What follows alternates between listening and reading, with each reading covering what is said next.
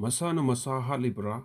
मीना हाtlibra खंगदबा केजेस मयामा चुरचानपुरदा लेप्तना चथरकली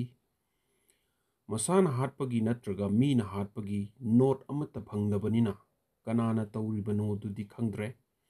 ममांगी नुमित मरीनिदा नहा अनि चही कुनगा हुमदोय अमगा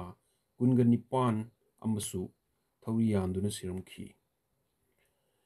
यामना कीनिंगाय ओइबा फिबम अमनी मखोइना करिगिदमक्ता मसागी पुंसीबु लौजरिबनो हाइबसी कनामतना खंगबा नत्ते कंट्री असि पुन्ना येंगबा कांदा चुरचानपुर हाइबा मफमसिदी यामना पिकपा मफमनी अदुबु ममांगी चहीसी खक्तदा मसागी पुंसी लौजबगी थबक असि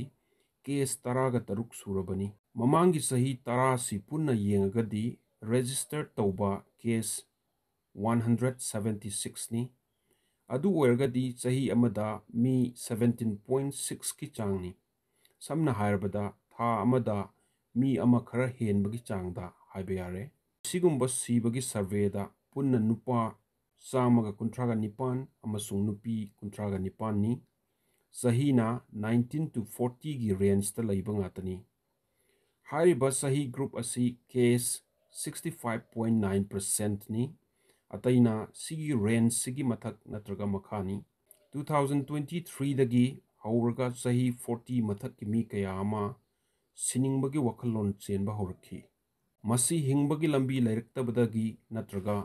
अकांबा चिंजाक साबगी अमसुंग इमुंग मनुंग नुंगाइनदबगी मरमसिंगसिना ओइरी